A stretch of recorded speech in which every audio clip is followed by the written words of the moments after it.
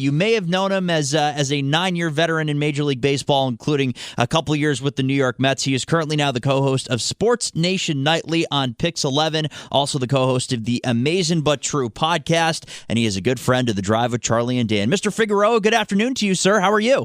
I'm doing fantastic down in Port St. Lucie, Florida, as we speak, with Mets Fantasy Camp. So I've been down here with 23 other former Mets players and coaches, and we've got these 50-something-year-old men, feeling young again. Actually, they're feeling like they're 7-year-olds now after a week of doubleheaders. But a great time to had by all, and today we have our awards dinner tonight. So it's been a fun week. Wow, that's really cool, and we're endlessly jealous because as I look over to my phone right now, it's 51 degrees today. Okay, so I can't complain as much as the 30s that we had yesterday, but that's got to be a pretty cool thing as an alum of the Mets, being able to stay connected with fans and have those kind of experiences like that. I can imagine that's a very cool aspect to where your post-playing career is right now. No, absolutely. I think it's something that we all look forward to as well. I mean, you have, the superstars of the game, especially of the New York Mets with Mookie Wilson, you had Dwight Gooden. I coached this week with Wally Backman, and then Nice. You get a chance to do it in the Atlantic League. We were supposed to be a pitching coach and manager, but I got to manage with Wally this week. Howard Johnson, the list goes on and on of all the different Mets that are there. Every championship team, both of them, are represented. So we have some of the guys from the 69 team, Duffy Dyer, and of course the great Ron Swoboda. Wow. And and it's a great experience if you're a fan of not just the Mets, but a fan of baseball. You get a chance to put on that same, orange and blue that we wore and go out there and give it your all and let yourself know it's not a easy game to play. So all the stuff that they yell at the TV after a week of watching them mess it up, we get to yell at them right to their faces. There you go. Nice humbling experience, if nothing else, to get that lesson across. That's very funny. Okay, so a look at where we are right now with the current day Mets, I guess you could say, as a lot of changes in the early going. I want to start with David Stearns, and this was a marriage that seemed all but certain for a while, but now we're about just over a month into him leading the charge, just getting into free agency. When you see David Stearns as a leader of the Mets front office, what are your expectations for what he can bring to the table that maybe the Mets haven't seen with past leadership groups? Yeah, I mean, if you really think about it, in the past 4 regimes, they've come and gone pretty quickly, and each one seems to have a ton of faults rather than a ton of things that you would want to emulate. So I think we've tried baseball. We tried Moneyball for a while. We tried, buying at TJ Maxx for a while. Then we tried going to the upscale mall and breaking the bank with $350 million last year, and that didn't work either. So they've tried a lot of different things so far, and David Stearns has proven that kind of slow and steady seems to win the race. And the Brewers, were constantly a team that was there making the playoffs there in the Central, and with all the resources that will be available to him, it'll be interesting to see what kind of things he will try and tweak. But I think he's had a pretty consistent track record, and it was the worst kept secret in all of sports that David Stearns was going to be the baseball ops, they're in charge of baseball ops, and the Mets have surely needed it. The first 2 years under Steve Cohen's leadership, Billy Epler coming over, I had said all along there's a lot of red flags. He's, been given kind of an open checkbook in Anaheim, and I know you couldn't name 3 starters from the Anaheim Angels through that tenure that were worth anything. So he went out and tried to get the big names and made the moves. Again, when you have a blank checkbook, it makes it easy to try and say this is the best option. And because, of course, 2 Hall of Famers at the top of your rotation seems like a no-brainer. But at 39 and 40, and they just didn't perform well in the beginning of the season. I'm of 2 different roads of what happened last year. They could have stayed the course, and who knows, it maybe writes itself out. They get a 10-game win streak, and they win 85 games instead of 84, and the Diamondbacks are bypassed with all the experience and all the veterans that you had. And then you get to, write your write it a much different ending to what the story was rather than blow it up because you saw on Fangraphs that it was a 12% chance to make the playoffs. I don't think any player wants to hear that the front office is banking on their team making or not making it because he's looked it up on Fangraphs. Fair point. Fair point. So early in the offseason, it seemed like kind of Craig Counsell was fated to be the Mets manager and follow David Stearns in New York. That seemed to be what everyone was talking about. They were even talking about it throughout the season when Counsell rejected his renewal with the Brewers. He goes on to sign a record-breaking contract with the Cubs. Mets signed bench coach from the Yankees, Carlos Mendoza. I was wondering what you thought of Carlos Mendoza and kind of the whole situation that unfolded so far. Well, it's been pretty interesting because, as I said, I'm surrounded with 23 other former players, coaches, managers. Terry Collins is down here, and I spoke with each and every one of them, and no one had much to say about Carlos Mendoza, and I think that's the way the Mets want it. They wanted a blank slate. Someone that didn't have any preconceived notions of, how he wanted to run a team or how he wanted to even, have the analytics side of things, because we know that analytics plays a huge part in the decision-making process. So a guy who's a bench coach is literally sitting there with books and books of information. And as Aaron Boone is managing, he turns to him and says, "What's the book say?" he sits and tells him, it says, in case of A, do B, in case of B, do C. And that's the way new baseball is. And I think, we long for the days of, the great managers and the managers who manage by character and personality. And we don't have that anymore. If you look last year, even in the playoffs, you had 12 teams. 10 of them had their first-year managers were still with them. Case in point, Counsell with Milwaukee, Dave Roberts with the Dodgers. They were still there, and other than Bruce Bochy, pretty much none of them had done it before, and they were first-time managers throughout. And so it leads you to believe that is the manager as important as the whole system? That's where I think baseball has changed immensely, because Buck Showalter is still the same guy. When they won 101 games and he got manager of the year, it was a no-brainer decision that worked out and everybody was behind. Right.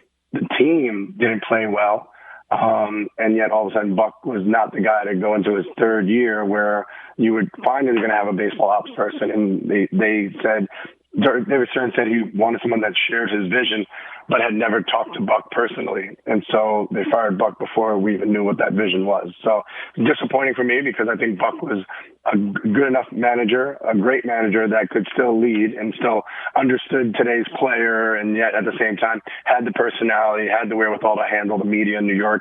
With Carlos Mendoza, it's a blank slate. And so it'll be interesting to see how he handles the media in New York, because it is the toughest media market by far on the planet. Yeah, it's true. And you're going from kind of one extreme with the experience of Buck Showalter to the other, which is a decision, and we'll see how that one plays out. But very curious to see on that one. Before we move over to the team in the Bronx, who has also made their fair share of headlines this week, any general thoughts on what a wish list for the Mets could look like this offseason? Because you could probably look at a handful of starters and some other additions around the fringes. But what do you think a wish list for them could look like this year? Well, I mean, honestly, we had heard, of course, when they were trying to trade Scherzer and Verlander, that they weren't looking to compete in 2024. But you were also trying to get those two gentlemen to waive their no trade clauses so that they could get back prospects for them. And so, of course, you were telling them one thing, and once they were gone, changing course very quickly and saying we will be competing. And with Steve Cohen's money, there's no reason that they shouldn't be big players in the free agent market. But I think the spending will be different than what we saw. You're looking at Shohei Ohtani is a once in a generational type player. Right. He's not going to be able to pitch, but just the return that you're going to get on that investment would be huge. But the problem is that he can get that money wherever he wants to go as a free agent. So there is no like blowing him away with an offer that he can't refuse.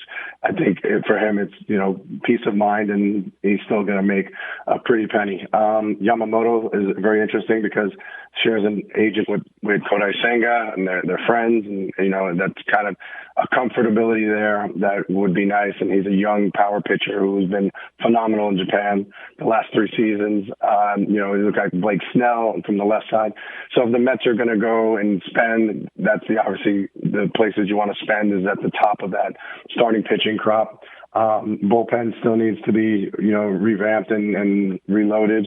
And of course, I think the big wild card of this whole thing is, if you had an opportunity to trade for Soto, what are you willing to give up? Right. Knowing that he still turns to a free agent. But if you're able to get him in-house, you know, a year earlier, and his production could help turn the tide and lead you to, you know, not just the playoffs, but a World Series championship, then do you make the move and give up some prospects? And every trade that I have ever thought of or been a part of, or you even go back to the Mike Piazza trade when you're trying to get a superstar, you give up anything and everything you can and then worry about re-signing him later. Yeah.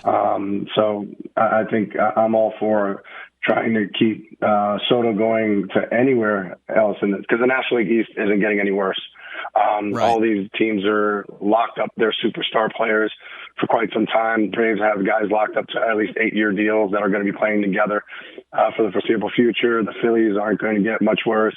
The Marlins have made the playoffs over the Mets, so that National League East is not going to be for the meek. So they're going to have to do something and make splashes and give up some of these prospects that they acquired, because they acquired, I believe it's 9 of their 17 top prospects are at least in AA or AAA, which means they can help, but at the same time, that means that they're going to be more enticing for other teams when they're looking to get younger and get rid of those high-priced, big-name superstars.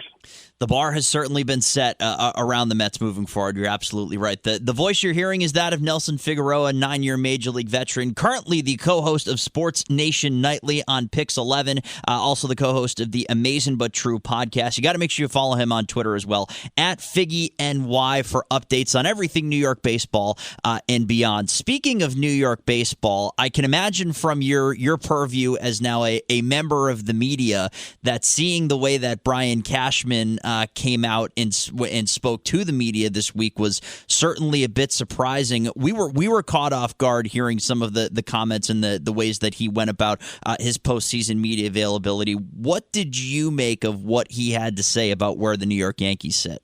Yeah, this whole turn of the Yankees where they're trying to keep up with the Joneses when they used to be the Joneses. It's a different look. And we've seen it over the past few off seasons where it was less and less spending. But you have to remember, they still have the second highest payroll in all of baseball. Right. People are saying they're not spending, but that money that they've spent, of course, they're not getting the return on their investment. So I used to say this about the Wilpons forever. I was like, they weren't afraid to spend. They just never got the return on their investment that they needed to show that how this team could be a contender. Right. So it's happening with the Yankees as well, right? DJ LeMahieu making $15 million a year, but giving you the production of someone who's worth $4 doesn't help. You know, Stanton is supposed to be on the field and upright most of the time, and it's less and less each year. Judge, of course, is the big one where, you know, I get it. I love it. He wears the captain, C, and with great pride, and will literally run through a wall for his team, but that's not always the smartest thing to do. So I think, having said that, you heard about these all wide-scale changes they were going to make, and the analytics department is going to be this, that, and the other thing. This exact science of analytics and keeping up with the Joneses, if you look at the Texas Rangers, they have doubled almost each year their analytics department since 2018, and that got them over the last 5 seasons, 5 losing seasons, including 2 dead last place finishes in the West. And when you look at that and you say, well, it's got to be, it's inevitable that it'll happen. It's not always the case. So they struck gold with some of their signings, their big signings especially. Team came together at the right time. You added veteran pitching at the trade deadline. You made the moves you needed to make where a team like the Baltimore Orioles stayed pat. And now everybody's like, oh, my God, let's do it the way the Texas Rangers did. They just lost 96 games last year. It's not an exact science. Right. It's not an exact science. So for the Yankees, admitting that the way that they've been doing things is kind of not it's these players aren't relating to all the analytics and all the information, and having 8 guys from NASA down in the minor leagues with the minor league teams explaining what centrifugal force is and exit velo and probabilities is not always going to help a Dominican shortstop figure out exactly what he needs to do to hit a 2-2 slider off the plate. So I think right now, with Cashman, of course, and I think they, as the Yankees normally do, they want to keep a low profile, but they can't because the fans want more. That place is holding 51,000, whether they win or don't win, because these are Yankee fans who just want to be in the ballpark. So they're still going to be butts in the seats, but they need to do more. They need to show more that they're trying harder, because for the Yankee fan, they've grown up with the idea of World Series or bust, and I believe 2009 has been a pretty long time away. We're coming up on 15 years. Yeah, kind of remarkable in that regard when you do look at it that way. But quickly before we let you go, because you've been so very generous with your time, I want to bounce back to Aaron Judge, but from a different perspective, as we've heard both Brian Cashman and Hal Steinbrenner reference how Judge is having an active say, or seems to be pursuing an active say in how this franchise moves forward. Is that an uncommon practice to have a superstar player or a franchise cornerstone type player have that kind of say in where a team is going? Have you seen this kind of thing before? Not in baseball. Okay. Not in baseball, because most baseball players will tell you it's above my pay grade. Oh, no, it's really not above their pay grade. Right. But that's always the cliche, because they don't want to have to worry about what the team is doing or how the team is doing it. Do they want some input? Would they like to say, hey, we need more of this, more of that? Or I'm sure, he wants to feel a part of it, because he's going to be here for such a long time. But at the same side of it, I liken it to what we saw with the Jets with Aaron Rodgers. Right. They gave him carte blanche. Whatever you need us to do, we will build around you. So I think that's what he feels like as well. Like, he's going to be there regardless. If they were to get rid of Stanton tomorrow, he wouldn't bat an eyelash as long as his team got better. Right. So as being the centerpiece, you kind of like it, but at the same time, he's very Yankee captain answer cliche with everything of, everything needs to be better. But what exactly? Everything, top to bottom, minor leagues to the majors, all of us need to be better. Yes, we get that. But there's never been one instance where he says exactly, what it is, or points fingers anywhere. And the Yankees will never do that. Their PR department, even when he was stealing signs, which of course you should be doing when somebody's tipping that badly, even when he was stealing signs, right. And he played this choir boy. Oh, I was, looking at the dugout because the team was yelling at the umpire, and I didn't want them yelling at the umpire. No, he wasn't. We know exactly why he was looking over for the signs. So I think for me, it's, he's been choir boy ever since he's come up. He's the kind of guy you want wearing that captain shield. And, if it takes pleasing anyone on that team, it's going to be him, and it's probably going to be Garrett Cole. But after that, it's business as usual. It's a very fair point. You brought up his name. Are we seeing Aaron Rodgers at some point this season? I need your expert opinion. You know what? I've had my surgery with Neil Elatrosh as well. Oh yeah. Way back when.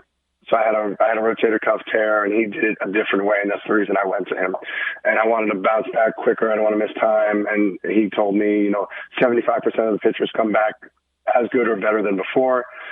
25% don't come back nearly the same. And after 5 months, I couldn't move it. It was still popping and clicking.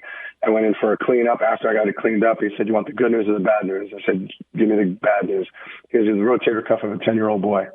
And I said, "Oh, man." And I said, "What's the good news?" He goes, "You have the rotator cuff of a 10-year-old boy." And he said, "You just have to retrain this thing. You have to stretch it, strengthen it." He goes, "But it's as clean as a whistle now, twice as thick as it was when we operated." And he's like, "It's brand new." So it took me a little bit while longer to get back. But I actually threw today, and, guys are like, that had to be like low 80s, and I'm turning 50 next year. So I said, I'll take it. But as far as Aaron Rodgers is concerned, yeah, he has the technology on his side. He has the the resources on his side. He has an ownership group on his side that would love nothing more than for him to come, instead of running with the American flag for opening night, riding a horse like a white knight and getting off that horse gingerly, of course, and getting on the field and being able to, move the flags and not go 3 and out each and every time, as we're seeing right now with poor Zach Wilson. That's right. So in my best expert guesstimation, we will be seeing Aaron Rodgers if there's something to play for. Interesting. Okay, I like that. That is just enough of the cookie to dangle in front of Jets fans that we were looking for. But he is simply the best. He is Nelson Figueroa again.